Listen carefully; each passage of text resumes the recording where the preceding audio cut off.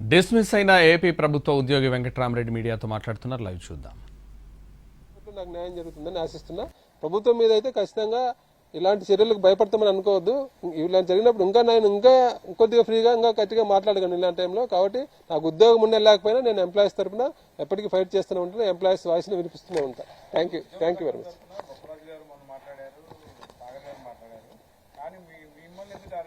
అదే చెప్తున్నా, అందరూ ఇప్పుడు ఉద్యోగులందరిలో ప్రభుత్వం 2 ఏళ్లుగా ఉద్యోగులను మోసం చేసింది, ఏం చేయలేదనే ఆలోచన ఉంది.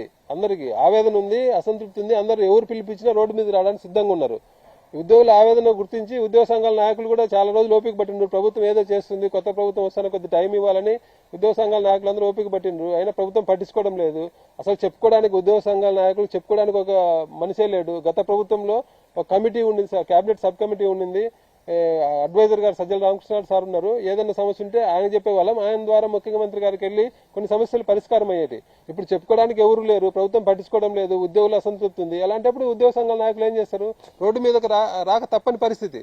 అందుకోసం అందరు రోడ్డు మీదకి రావాలని, అది అంటే ఎవరు మాట్లాడుకోలే, యాదృచ్ఛికంగా జరిగింది. మొన్న ఆదివారం రోజు నేను మాట్లాడా, సూర్యనారాయణ గారు మాట్లాడారు, విద్యాసాగర్ గారు మాట్లాడారు, బొప్పరాజు గారు అందరూ మాట్లాడారు. ప్రభుత్వం పట్టించుకోవడం లేదు, రోడ్డు మీదకి ధర్నా చేయాలని చెప్పి మాట్లాడారు. దాంతో ప్రభుత్వం ఏదో ఉద్యోగులందరూ అదే చెప్తున్నా. అంటే ఎవరో ఒకరిని బలి చేయాలా, అంటే ఎవరో ఒకరి మీద యాక్షన్ తీసుకుంటే మిగతా వాళ్ళు భయపడతారు.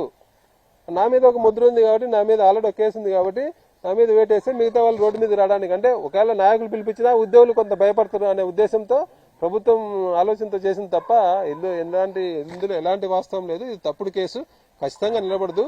ఈ ఫైల్ డీల్ చేసిన ప్రతి ఒక్క ఐఏఎస్ ఆఫీసర్ కూడా తెలిసి తప్పుడు కేసు అని.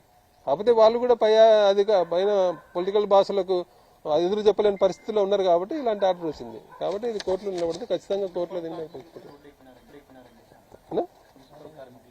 మున్సిపల్ కార్మికులు, అవుట్ సోర్సింగ్ వాళ్ళు, ఆశా వర్కర్లు, అంగన్వాడీలు, ఏ వర్గానికి ఈ ప్రభుత్వం వచ్చినాక మేలు జరిగింది చెప్పమనండి. ఏ ఒక్క ఉద్యోగ వర్గానికి న్యాయం చేయలేదు. రావాల్సినట్టు వాళ్ళు చెప్పిన హామీలు పక్కన పెట్టండి. లెజిటిమేట్ గా మాకు రావాల్సినట్టు కూడా రావడం లేదు. 2 ఏళ్లలో ఒక డిఏలకు దిక్కులేదు. 2 ఏళ్ళలో ఒక డిఏని ఇచ్చేది. 4 డిఏలు పెట్టిన ప్రభుత్వం గతంలో ఎప్పుడు లేదు. కరోనా సమయంలో గవర్నమెంట్ ఆఫ్ ఇండియా హోల్డ్ చేసింది కాబట్టి ఆ టైంలో పెండింగ్ ఉండేది తప్ప డిఏలు. మిగతా అప్పుడు ఎప్పుడు 4 డిఏలు ఏ గవర్నమెంట్ పెండింగ్ పెట్టలే. ఇప్పుడు గవర్నమెంట్ పెట్టింది పెండింగ్. ప్రతిదీ అంటే ఉద్యోగులకు ఏం చేయకూడదు, ఉద్యోగులు ఏం మాట్లాడకూడదు ఉండాలంటే వాళ్ళని భయపెట్టాలనే ఒక ఉద్దేశంతో చేసిన పనే ఇది.